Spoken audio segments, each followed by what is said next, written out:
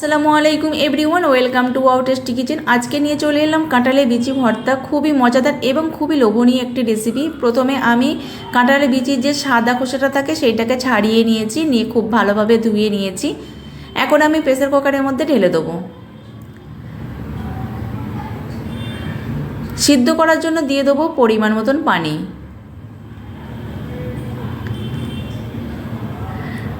ঢাকনাটা বন্ধ করে দেবো, দিয়ে আমি 3টে সিটি দিয়ে নেবো। 3টে সিটি দিয়ে নিয়ে ফিরে আসছি। 3টে সিটি দিয়ে নিয়েছি। এখন প্রেসার কুকারটা ঠান্ডা হয়ে গেছে, ঢাকনাটা উঠিয়ে নেবো। তো আমি এই রকম সিদ্ধ করে নিয়েছি। তো আমি একটা চামচের সাহায্যে দেখাচ্ছি, তো কাছ থেকে দেখাচ্ছি।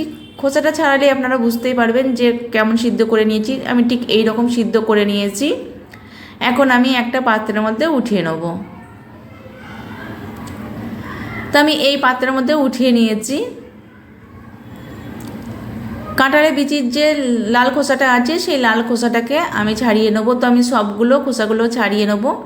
ছাড়িয়ে নিয়ে আমি শিলপাটায় বেটে নেবো। আপনারা চাইলে শিলপাটায় বেটে নিতে পারেন, নাহলে মিক্সচার মেশিনেও বেটে নিতে পারেন। তবে মিক্সচার মেশিনে খুব একটা ভালো হবে না, যেহেতু কাঁঠালের খোসাটাকে এই কাঁঠালের বিচিটাকে সিদ্ধ করা হয়, তাহলে মিক্সচার মেশিনে কিন্তু একটু জড়িয়ে টাইপে যাবে।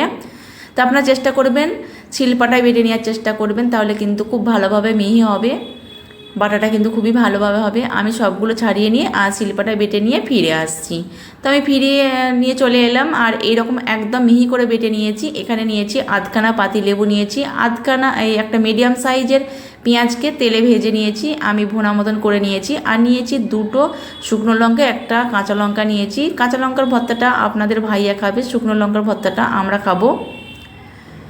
তো আমি দিয়ে দেবো ভর্তা করার জন্য স্বাদ মতো লবণ, আর দিয়ে নেবো শুকনো লঙ্কা। ঝাল আর লবণটা আপনারা আপনার টেস্ট অনুযায়ী দিয়ে নেবেন, আমি আমার টেস্ট অনুযায়ী দিয়ে নিচ্ছি।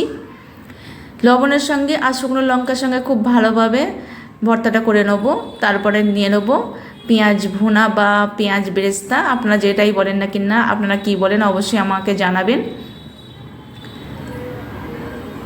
তো আমি খুব ভালোভাবে ভর্তাটা করে নিয়েছি। এখন আমি কাঁঠালের বিচির যে ভর্তাটা আছে সেই ভর্তাটার সঙ্গে খুব ভালোভাবে মিশিয়ে নেবো। যতটা ভালোভাবে মেশানো হবে ততটা কিন্তু এই ভর্তাটা টেস্টটা কিন্তু বেড়ে যাবে।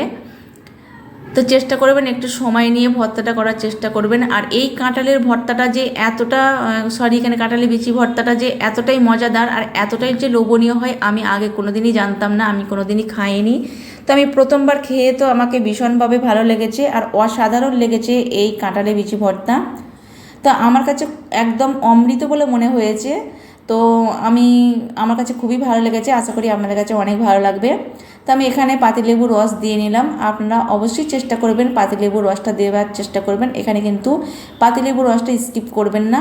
পাতিলেবুর রসটা দিলে কিন্তু এই কাঁঠালের বিচি ভর্তাটা কিন্তু স্বাদটাও কিন্তু দ্বিগুণ বেড়ে যায়। আমি পাতিলেবুর রসটা দিয়ে খুব ভালোভাবে মিশিয়ে নেবো বা ভর্তাটা করে নেবো।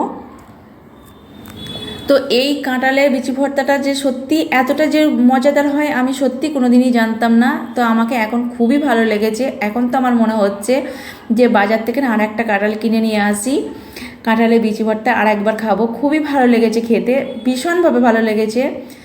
তো যখন ভর্তাটা আমি এই ভর্তাটা পুরোপুরি রেডি হয়ে গেছে। এখন একবার টেস্ট করে দেখে নেবো লবণটা ঠিক আছে কি না। তো যদি লবণটা ঠিক থাকে তো লবণটা আর দেবো না, লবণ যদি না থাকে তাহলে আমি একটু দিয়ে নেবো। তো লবণটা এখন ঠিক আছে।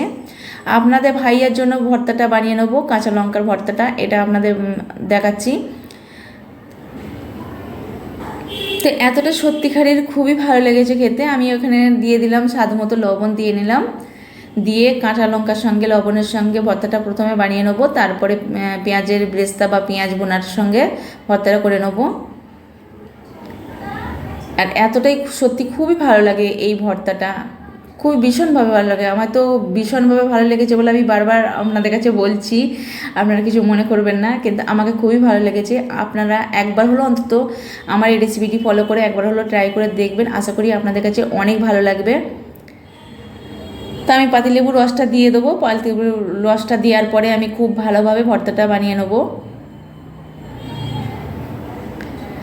তো আপনাদের ভাইয়ার ভর্তাটাও কিন্তু রেডি হয়ে গেছে, এটাও হয়ে গেল। তো তা আপনাদের ভাইয়া শুকনো লঙ্কার ভর্তা খায় না, তা সেই কারণে আমি কাঁচা লঙ্কা দিয়ে ভর্তাটা বানিয়ে দেখালাম, আর সেই কারণে কাঁচা লঙ্কার ভর্তাটা বানালাম। আমি এই প্লেটের মধ্যে উঠিয়ে নিচ্ছি।